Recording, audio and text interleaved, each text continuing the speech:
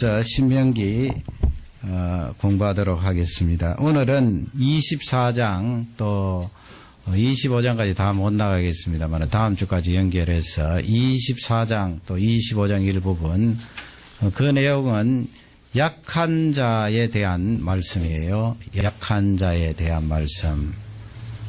이 말씀을 통하여 또 하나님 앞에 이쁘게 보이는 우리의 경건한 삶이 되기를 바랍니다. 오늘 네 가지로 그렇게 살펴보기를 원합니다. 첫 번째는 이혼 정서에 대해서 알아보기를 원합니다. 이혼 정서가 무엇인가? 24장 펴시기 바랍니다. 24장 우리 1절을 다 같이 한 음성으로 받들겠습니다. 사람이 아내를 취하여 데려온 후에 수치되는 일이 그에게 있음을 발견하고 그를 기뻐하지 아니하거든 이혼 증서를 써서 그 손에 주고 그를 자기 집에서 내어 보낼 것이요. 예, 이혼 증서라고 그렇게 되어 있는데요. 하나님께서 이 성경 말씀에 이혼을 합법적으로 허락을 하시는가? 이 내용을 보면은 그냥 이혼 증서 써서 주고 집 바깥으로 내어 쫓으라. 내버려라 그렇게 되어 있는데요. 거기 뭐 수치되는 일 그렇게 되어 있지요. uncleanness라고 그렇게 되어 있는데 정확하게 그 성경이 그 부분에 대해서 밝히지는 않습니다. 뭐 예수님 당시에 힐렐이라는 학자가 있는데 그 사람은 좀 자유스럽게 그렇게 해석을 했는데 남편의 마음에 들지 않는 그런 경우 뭐 거의 다 그렇게 포함을 시켜서 그 수치되는 일 안에 그렇게 넣었습니다. 또 삼마이라는 학자가 있는데요. 이 학자는 7계명 간언죄를 지었을 때 그 범죄를 1절에 나오는 수치되는 일로 그렇게 포함시켰는데요. 그러나 삼마이가 주장하는 그 내용도 맞지 않은 것이 22장 22절에 보면 신명기에 있습니다. 거기 보면은 아내가 이렇게 7계명을 범하였을 땐 돌로 그렇게 쳐서 죽이도록 그렇게 되어 있기 때문에 그 삼마이 학자의 말도 맞지 않고요. 또 힐렐이 뭐 남편의 마음에 들지 않는다고 이혼 정서를 써서 다 내어보내면 된다. 그것도 좀 이상하고요. 그래서 전체적으로 이 문맥에서 주는 해석은 객관적으로 봤을 때 남편은 혼자 주관적인 생각이 아니고요. 그 이스라엘 공동체 안에서 저 여인은 버림받아도 마땅하다 하는 그런 어떤 실제적인 그런 행동이 있을 때 그렇게 넓게 해석을 하는데요. 그럼에도 불구하고 여러분 조금 마음에 거리끼는 것이 있잖아요. 어떻게 이혼 정서를 써서 내어버리도록 하셨는가. 하나님께서 가정을 만드시고 남자 여자 짝지어 주셨는데 왜 그렇게 이 말씀을 하셨는가. 그걸 이제 2절을 읽어보시면 또 3절 4절을 읽어보시면 납득이 됩니다. 먼저 2절을 한번 읽어보도록 하겠습니다. 그 여자는 그 집에서 나가서 다른 사람의 아내가 되려니와. 예, 2절 보면 힌트가 좀 있지요. 이 집에서 나가서 원래 살던 남편하고 헤어져서 다른 데 시집 갈 수 있다는 말씀이죠. 그러니까 1절 말씀이 조금 이해가 되지 않습니까? 이혼 정서라는 것을 써서 그 여인에게 주면 그 여인이 이혼 정서를 가지고 바깥에 나가서 다시 재혼할 수 있다는 거예요. 그러니 성경을 자세히 읽으면 하나님께서 이 버림받는 여인들을 불쌍히 여긴 거예요. 그 약자잖아요. 그 이혼 정서가 없으면 이스라엘 공동체 안에서 다시 결혼할 수가 없어요. 결혼 못하면 어떻게 되는 거예요? 일생을 고생하면서 고난 속에 고통 속에 살아야 되는데 하나님께서 그런 것을 염두에 두셔서 우리 사람이 그렇잖아요. 강팍하고 죄가 많아서 뭐 이혼 정서 있으나 없으나 내어버리잖아요. 내쳐버리고 옛날에 여성들의 인권이 보장되어 있지 않으니까 그냥 내어모는 거예요. 그렇게 강팍한 인생들을 하나님께서 보시면서 심지어 하나님의 자녀라는 이스라엘 백성들도 그렇게 하니까 연약한 여인들을 보호하기 위해서 이래도 쫓겨나고 저래도 쫓겨나니까 그 손에 이혼 정서라는 것을 들려주어서 다른 데 가서 시집 갈 수 있도록 그렇게 약자를 보호하신 거예요. 그러니까 우리가 성경을 정확하게 읽어보지 않고 그냥 막연하게 추측을 하면 곤란합니다. 3절, 4절을 읽어보시면 또 더 납득이 가요. 3절, 4절로 다 같이 읽겠습니다. 그 후부도 그를 미워하여 이혼 증서를 써서 그 손에 주고 그를 자기 집에서 내어보냈거니와 혹시 그를 아내로 취한 후부가 죽었다 하자 그 여자가 이미 몸을 더럽혔은즉 그를 내어보낸 전부가 그를 다시 아내로 취하지 말지니 이 일은 여호와 앞에 가증한 것이라 내 하나님 여호와께서 내게 기업으로 주시는 땅으로 너는 범죄케 하지 말지니라. 아멘. 좀 긴데요. 정리를 하면 이제 이혼 정서를 받아서 이 여인이 다시 재혼을 해요. 재혼을 하면 거기 3절에 나와 있는 대로 후부라 그러죠. 뒤쪽의 남편이라는 거예요. 두 번째 남편. 그 두 번째 남편이 또 버린 거예요. 이혼 정서를 주어서.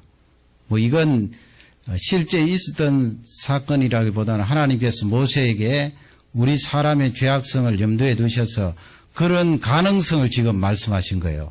그러니까 두 번 버림받잖아요. 그렇지 않더라도 이 후보 두 번째 남편이 세상을 떠났어요. 그런 경우에 이제 첫 번째 남편이 그렇게 생각하잖아요. 구관이 맹관이다 해서 내가 뭐 원래 결혼했던 그 아내를 버리고 보니까 그 아내만큼 괜찮은 여자도 없더라 이렇게 해서 다시 말이죠. 버렸던 그 여인을 데려오지 못하도록 하신 거예요. 하나님께서. 그것은 하나님 앞에 가증한 것이다. 혐오받을 만한 것이다. 그런 말씀이에요. 심지어 두 번째 남편이 세상을 떠났더라도 다시 데리고 와서 같이 살지 못하도록 하신 거예요. 이건 뭐예요? 이혼 정서를 써서 남자들이 이렇게 줄 때 심각하게 신중하게 생각하라는 거예요. 네가 지금 버리려고 하고 이혼 정서를 써주는 그 여인이 너에게 참 적합하고 아름다운 여인인데 함부로 그렇게 버리려고 하지 말고 너 감정대로 움직이지 말라는 거예요. 너 후회한다. 절대로 그렇게 하지 말라는 거예요. 그러니까 사람이 살다가 보면은 또 두 번째 아내를 맞아들여서 살아보면은 첫 번째 여인이 괜찮잖아요. 하나님이 원래 주신 여인인데 얼마나 적합하겠어요. 그러니 후회하면서 이제 첫 번째 여인을 다시 불러들이려고 하면 하나님께서 그것은 죄악으로 간주하시고 절대로 이스라엘 백성들 안에서는 그렇게 하지 못하도록 하신 거예요. 하나님께서 그 부분에 철저히 말씀을 하시면서 이혼에 대해서 다시 생각하고 신중하게 그렇게 고려하여서 이혼 정서에 대해서 판단하도록 해라 하는 그런 말씀인데, 그럼에도 불구하고 여러분 우리 마음속에 하나님께서 가정을 그렇게 만들어주시고 남자 여자 만나게 하셔서 결혼을 허락하셨는데 왜 이혼 정서라는 것을 허락을 하셨는가? 그걸 이제 예수님께서 신약 성경으로 가보세요. 마태복음 19장 8절에 보시면 거기에 대해서 주석을 하셨어요. 주석이 아니고 예수님의 그 진리의 말씀이죠. 하나님이신 하나님의 아들이신 그분이 이 신명기 24장 앞쪽에 나와 있는 이 말씀을 정확하게 이제 하나님의 마음을 표현하는 거예요. 마태복음 19장 8절을 우리 다 같이 읽도록 하겠습니다. 예수께서 가라사대 모세가 너희 마음의 완악함을 인하여 아내 내어 버림을 허락하였거니와 본래는 그렇지 아니하니라. 본래는 그것이 아니었느니라 말씀은 하나님께서 원치 아니하셨다는 거예요. 원래 하나님께서 가정을 만드시고 남자 여자 짝지어서 결혼할 배필로 주실 때 그렇게 네 마음대로 헤어지고 이혼하라는 그런 맥락에서 이혼 정서를 써서 주라 그렇게 하신 것이 아니라는 거예요. 그럼 무엇 때문에? Because of 뭡니까? Hardness of your heart라고 그랬어요. 너의 마음의 강팍함을 인하여서. 죄가 세상에 들어오고 우리 사람 속에 죄악이 관영함으로 자꾸 이혼을 하잖아요. 아까 말씀드린 대로 그 연약한 여인의 앞길을 생각하지도 않고 하나님께서 짝지어 주신 귀한 배필임을 감사하지 묻지도 않고 그냥 내어버리는 거예요. 그러니 하나님께서 그 연약한 여인을 생각하셔서 그 완악한 남편들의 그 마음을 자세히 보니까 그냥 막 내치니까 당하는 것은 여자고 그 연약한 여인들이 이리저리 다니면서 고통을 받고 어려움을 받는데 하나님께서 안 되겠다 하셔서 그 이혼 정서를 허락하셨다는 거예요.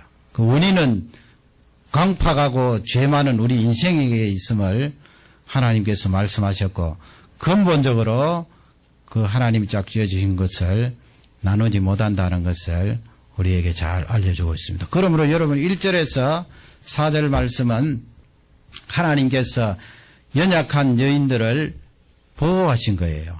약자들을 생각하셔서 배려하셨다 하는 것을 우리에게 잘 알려주고 있습니다.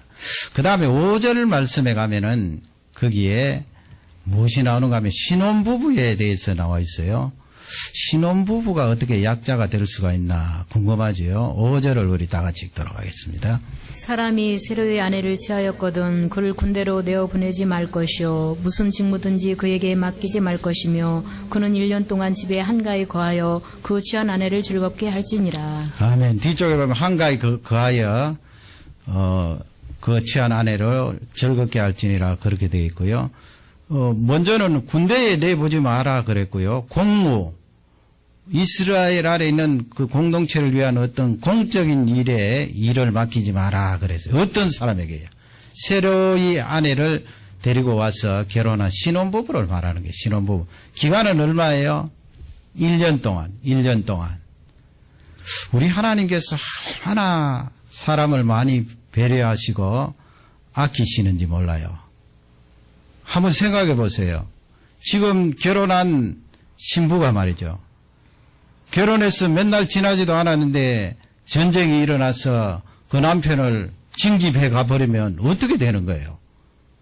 신혼부부 세학 씨가 얼마나 외롭겠어요. 왜냐하면 뭐 어느 나라든 시집 가는 거 아니에요. 친정을 떠나서 남편과 이제 일생을 살아야 되는데 새로운 환경에서 또 모르던 사람들 다시 새로운 환경에 접하고 적응을 해야 되는데 남편 믿고 결혼을 하고 시집을 왔는데 남편이 국가의 일로 훌쩍 떠나버리면 어떻게 되는 거예요? 그리고 어떤 경우는 전쟁에 나가서 사망을 한다고요. 전사하면은 집에 달랑 남아있는 그 신부는 어떻게 됩니까? 며칠 살아보지도 못하고 아니면 몇 달 살아보지도 못하고 남편을 잃는 것 아니에요. 그러니 하나님께서 이 신혼부부를 아주 귀하게 보시고 이쁘게 보신 거예요. 우리 뭐 요즘은 그렇지 않습니다만은 이 아들을 키우는데 남편은 세상 떠나고 홀 어머니들이 그렇다는 이야기 있잖아요. 뭐 실제 있는지 없는지는 모르겠습니다만은 이 아들이 이제 결혼을 해서 자보하고 이제 한 방에 자고 또 시어머니는 뭐 어떻게 해요? 또 다른 방에 자는데 그 아들과 자보가 자는 그 방에 들어가서 얘들아 나 추워서 못 자겠다 하면서 둘 사이에 쏙 끼어 들어간다고 그러잖아요. 그 우리 하나님은 어떠신 분입니까? 물론 그 어머니가 남편 없이 사랑하는 아들을 그렇게 키우고 아끼고 일생을 바쳐서 그렇게 양육을 했기 때문에 그럴 수 있다고 보지만 어머니 속에 있는 약간의 죄성 아니에요. 그럴 수 있다는 거예요. 시기심. 사랑하는 아들을 빼앗긴다 싶은 그런 마음. 그러나 우리 하나님은 그러신 분이 아니에요. 신혼부부를 얼마나 이쁘게 보시는지 몰라요. 그 어떤 분들은 그렇게 생각하는 분이 있어요. 부부간에 너무 좋아서 지내고 너무 사랑하면 하나님께서 질투하신다. 우리 하나님이 그런데 질투하시는 분입니까? 그건 성경을 잘 몰라서 그래요. 지금 본문 보세요. 질투하시는 하나님이 그런 것 가지고 아내와 남편이 그토록 사랑하는 것을 보고 질투하시는 하나님이면 신혼부부를 그렇게 1년토록 군대에 보내지 말고 공무를 맡기지 마라 하실 하나님이 아니에요. 우리 하나님 얼마나 좋으신 분인데요. 우리를 얼마나 아끼고 사랑하시는 분인데요. 결혼한 그 신혼부부들의 생활을 너무나 이쁘게 보고 기쁘게 보고 행복해 하는 것을 하나님께서 흡족해 하세요. 우리 하나님 그래서 첫날부터 6일 동안 우리 인생 만물을 창조하시면서 계속 좋았더라 그러잖아요.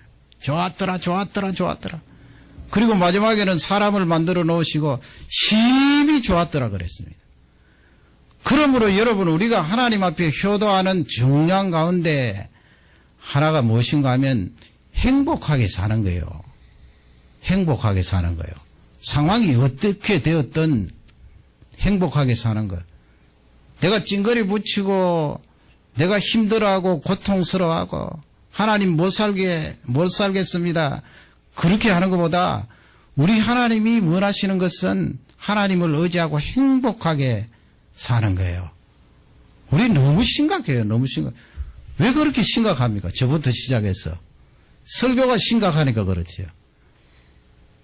사실은 심각할 거 없어요. 죽음의 문제 해결되고 죄의 문제 해결되고 영원한 생명을 우리에게 허락해 주셨는데 심각할 것 어디 있습니까? 그래서 하나님께서 우리에게 원하시는 그 귀한 뜻은 너 행복하게 살아봐라. 기쁘게 살아봐라. 즐겁게 살아봐라. 활짝 웃어봐라. 내가 너무 좋단다. 그 메시지예요. 그러면서 그 에리에리하고 얼마나 하나님이 보실 때 안쓰러워요. 그 신혼부부. 특히 그 최학씨가 말이죠. 시집을 와서 적응을 해야 되고 남편 혼자 보고 살아야 되는데 겨우 이제 남편하고 적응을 하려고 하는데 남편 군대 가버리면 어떻게 해요? 그러니 하나님께서 너무 예초롭게 생각하시고 이쁘게 생각하시고 그 남편 군대 보내지 마라 1년 동안. 그리고 전쟁이 온 나라에 일어났지만은 한가로이 집안에 가하면서 아내와 지내도록 하라. 그 하나님이 너무나 좋으신 분이에요. 그 약자를 보호하시고 함께 하시는 그 하나님의 능력을 찬양하지 않을 수가 없는 거예요. 여러분 혹시 우리 가운데 내가 너무 기뻐하고 내가 잘되면 하나님께서 괜히 나에게 어떤 풍파와 고난을 던져주지 않을까? 절대로 그런 생각하지 마세요. 왜 하나님이 그렇게 하세요? 그렇지 않아요. 고난이 우리에게 임하는 맥락 속에는 하나님의 섭리가 있는 거죠. 요즘 요한계시록 하듯이. 근본적으로 내가 행복하기를 원하시고 기뻐하기를 원하시고 웃고 즐겁게 살기를 원하세요. 그것이 하나님께서 우리에게 주신 귀한 메시지인 줄 확신합니다. 이 말씀이 나의 말씀이 되시기를 주님의 이름으로 축원합니다. 7절에 또 보면은 약한 자를 위해서 하나님 말씀하셨는데 그건 무엇인가 하면 바로 인신매매예요. 인신매매. 인신매매가 지금만 있는 것이 아니고요. 옛날에도 많았겠죠. 왜 없었겠어요? 우리 7절 말씀을 다 같이 읽도록 하겠습니다.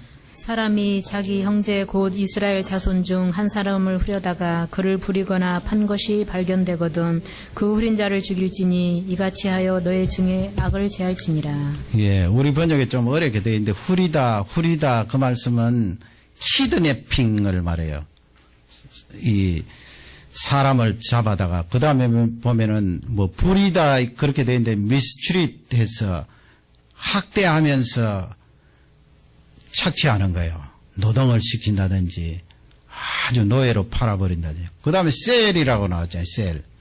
팔아버리는 거예요. 돈을 받고 말이죠. 그 인신매매를 말씀하는 건데 인신매매도 뭐 저 힘있고 강한 남자들 붙들어서 그렇게 하겠어요. 물론 뭐 우리 가까이 있는 큰 나라 옛날에 저 아프리카에서 많은 흑인들 그렇게 했습니다만은 일반적으로 보면은 키드내핑 할 때는 연약한 자들 아니에요. 어린아이들, 그것도 여자아이들, 또 여성들. 하나님께서 이거 굉장히 싫어하시고 죽이라고 그랬어요. 사형이에요, 그거는. 사람의 생명을 담보로 하고 돈을 받고 팔아버리니 그건 악 중의 악이에요. 하나님이 가장 싫어하는 거거든요.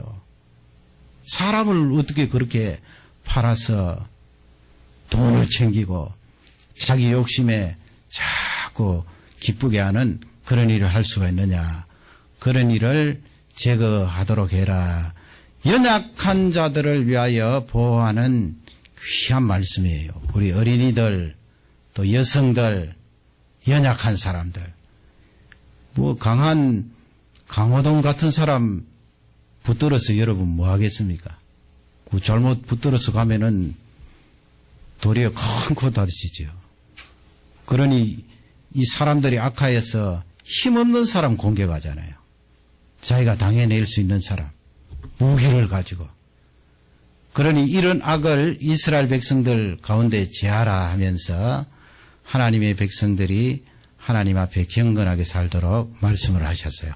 그 다음에 이제 마지막으로 살펴볼 것은 가난한 사람이에요. 24장, 25장에서 가난한 사람에 대해서 여러 각도에서 그렇게 말씀을 하시는데 오늘은 그 여러 각도 중에 하나 살펴보기를 원합니다. 먼저 6절이에요. 6절 말씀을 다 같이 읽겠습니다. 사람이 맷돌의 전부나 그 윗장만이나 전집하지 말지니 이는 그 생명을 전집함이니라. 예. 그 맷돌이 어디에 쓰는 것입니까? 뭐 우리나라 옛날에도 맷돌이 있었습니다만은 특히 저 중동 지역에는 맷돌이 아주 필수품이죠. 그 빵을 만들어 먹고 떡을 구워 먹고 그렇게 하기 때문에 갈아야 되잖아요, 곡식을. 요즘처럼 뭐 정미소가 있습니까? 찢든지 않으면 갈아야 되는데 거기 곡식을 넣고 이렇게 돌리면은 거기 곡식알이 잘게 부서져서 그 밀가루로 이제 빵을 만들어 먹고 떡을 구워 먹고 그렇게 하는데 돈을 이렇게 빌려주고 말이죠. 내가 너에게 뭐 100달러를 빌려줬다. 그러면 네가 나에게 100달러만큼의 그런 담보를 제시해라. 너가 가지고 있는 물건을 나에게 맡겨라 이 말씀이에요. 그래서 어떤 사람은 그 집에 있는 맷돌 그 윗짝 또 아래짝 맷돌이 두 개잖아요. 윗짝을 번쩍 들어서 자기 집에 돈 빌려줬다고 갖다 놓는 경우가 있는데 그렇게 하지 말라는 거예요. 왜냐하면 그 맷돌이 있어야 사람이 곡식을 잘게 부숴서 빵을 만들어 먹고 그래야 배고픔을 면하고 생명을 연장할 수 있잖아요. 그런데 빵 만들어 먹는 그 귀한 맷돌을 떼가면은 안 된다는 거예요. 그건 생명과 같다. 절대로 그런 짓 하지 마라. 하나님께서 말씀을 하셨어요. 10절 말씀을 또 다 같이 읽겠습니다. 물은 내 이웃에게 구워줄 때에 내가 그 집에 들어가서 전진물을 취하지 말고. 구워줄 때 이 말씀은 론을 해준다는 거예요. 메이킹 론. 돈을 이렇게 빌려주는 거예요. 돈 빌려줄 수 있잖아요. 빌려주는 것을 하나님께서 막지는 않으셨어요.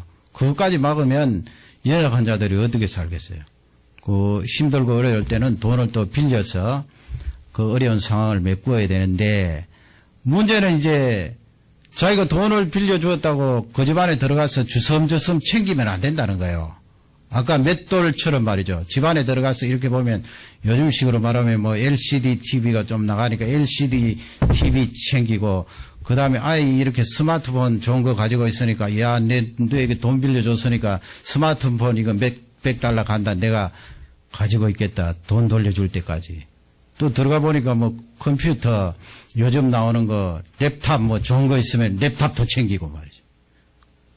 그렇게 11절 12절 말씀해 보면은 그렇게 하지 마는데 어떻게 하는가 하면 11절 우리 12절 다 같이 읽겠습니다.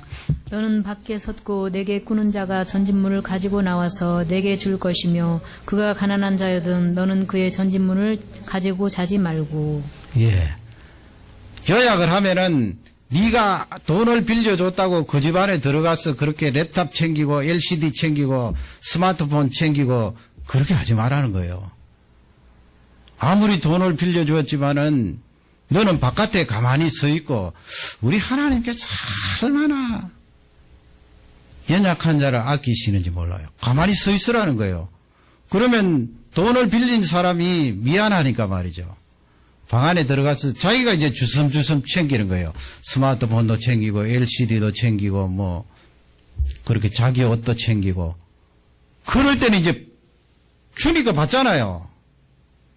받는데 13절 말씀에 가면 반드시 해지기 전에 돌려줘야 될 것이 있어요. 13절 말씀을 다 같이 읽겠습니다.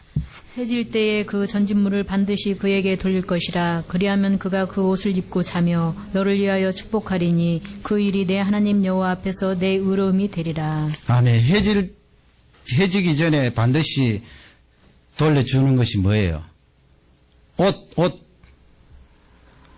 겉옷, 특히 겉옷. 아니, 뭐, 겉옷, 옷 요즘 많은데, 옷, 그걸 왜 하나님께서 돌려주라고 말씀하는가? 요즘이 아니죠. 옛날 고대의 옷이 얼마나 중요해요. 특히 이 겉옷은 들판에, 이 밤에는 쌀쌀하잖아요. 들판에 나갈 때 그 옷을 입고, 겉옷은 항상 이 필수품이잖아요. 그리고 뭐 요즘처럼 뭐 이불이, 컴포트가 뭐 항상 집에 준비되어 있고, 집집마다 이불이 있나요? 그냥 옛날에는 겉옷 덮고 자는 거예요. 그런 덮고 자고 입고 다니는 겉옷, 일상품이잖아요. 없어서는 안 될 귀한 물건들이에요. 그거 없으면 밤새도록 벌벌 떨고 고생하는데 하나님께서 그런 것을 네가 받았을지라도 해지기 전에 반드시 돌려주라고 말씀하는 거예요. 돌려주라. 그 하나님께서 이스라엘 백성들에게 그렇게 요구를 하신 것입니다. 어떤 경우는 그 침대뽀 같은 거 말이죠. 요즘이야 뭐 침대뽀, 흔해 빠진 게 침대뽀지만은 시트 말이에요. 그거 옛날에 침대에 깔았던 그 시트를 돈 빌려줬다고 덥석 가지고 가면 하나님께서 반드시 돌려주라고 말씀을 합니다. 그렇지 않으면 그 가난한 사람이 추워서 벌벌 떨면서 밤새도록 자는데 만약 해지기 전에 그렇게 돌려주면은 이 가난한 사람이 덮고 자잖아요. 덮고 자면서 야 따뜻하다.